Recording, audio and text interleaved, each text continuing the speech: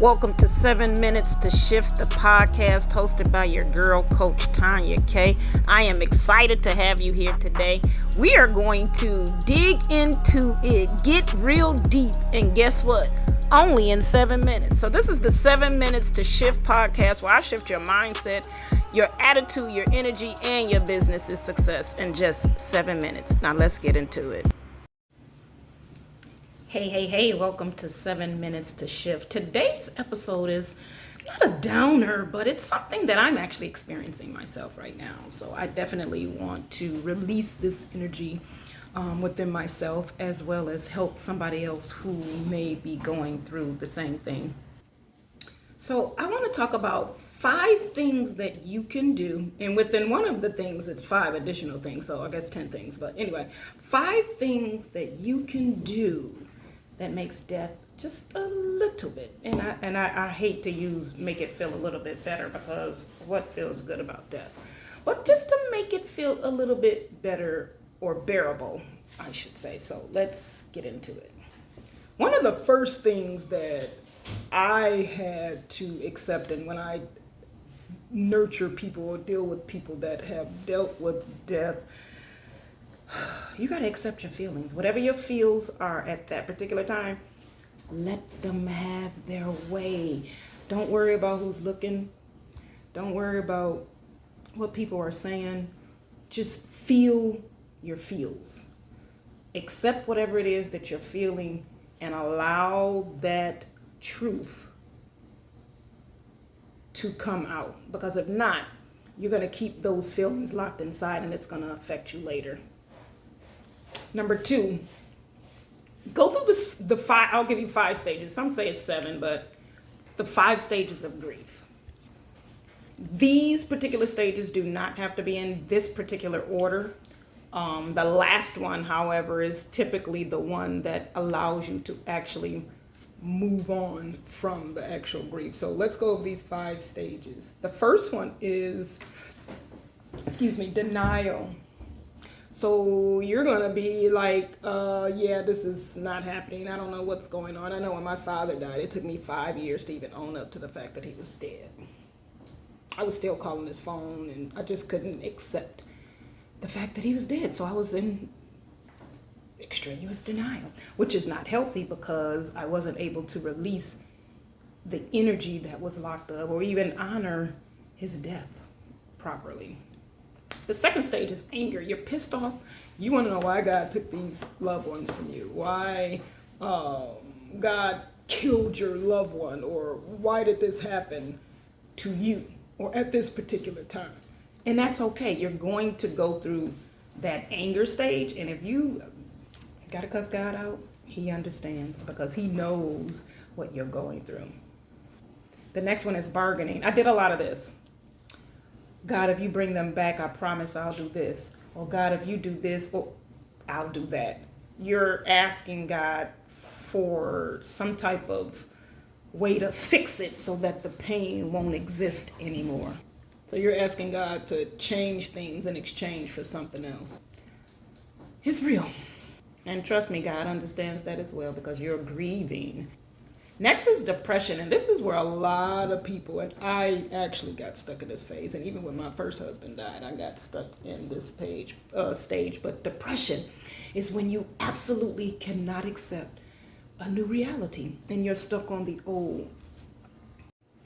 You're unable to really see your life without this person.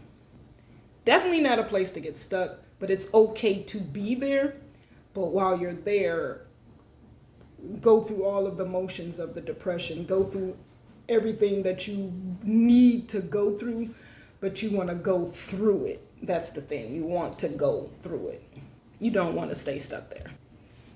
And then lastly, the last one is acceptance. That's what allows you to move on and realize finally, where it clicks in your head, that this person is no longer here. And again, this is the stage that you absolutely need to go through, because without this stage, you won't be able to move on. You'll repeat the cycles of the first 4 stages. But when you get to, and it's okay.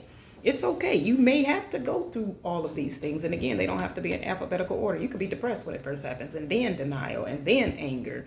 Then you could accept it and then go back to bargaining. So grief and death, it depending on how you deal with it, it never goes away. I mean, I can absolutely be honest. It never goes away. My father died almost 20 years ago, and it feels like yesterday. Now, I don't have the same hurt and pain in my chest and spirit that I did, but those days do get to where I'm like, dang, I miss my daddy. But because I've accepted his death, and trust me, it took some time, I'm okay with talking about him. Like the day he died doesn't bother me anymore, where it used to tear my soul up. His birthday doesn't bother me, and the holidays or any of those things don't bother me because I've accepted it. Does that mean that I don't love my father? No. Does that mean it's okay that he's not here? No. It just means that I've accepted that death is a part of life. And in order for you to embrace life, you have to experience death, because now I know what it's like to have somebody in my life and not have that person in my life. So the people that are still in my life, you learn to appreciate and treat them better.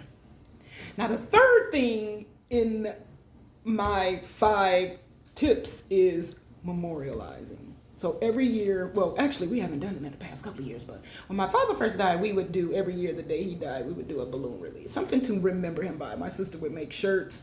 We would just still celebrate his essence and his energy and tell stories. Remember when Daddy did this and did it, Same thing when my first husband died. We've done that. Actually, this particular year, we didn't do it, but we're definitely, actually, no, we did do it this year. I'm sorry. Last year, we didn't do it.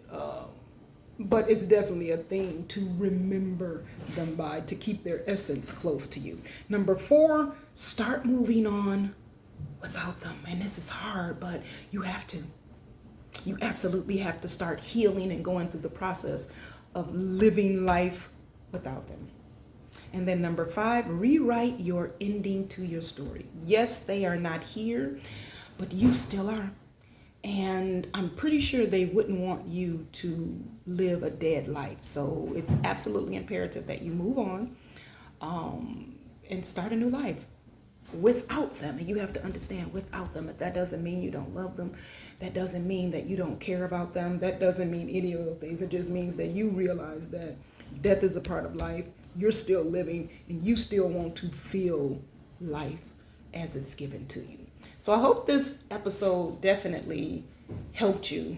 Leave your comments below and definitely let me know what you think if you're experiencing a death. I definitely do provide my one-on-one coaching sessions to help you to understand and unfold and peel back the layers of your trauma and what it is that you're going through. So this is your girl, Coach Tanya. If you are interested in receiving one of those one-on-one coaching calls, and definitely click the link below. But let me know your comments below, and I will catch you guys on the next episode. Bye.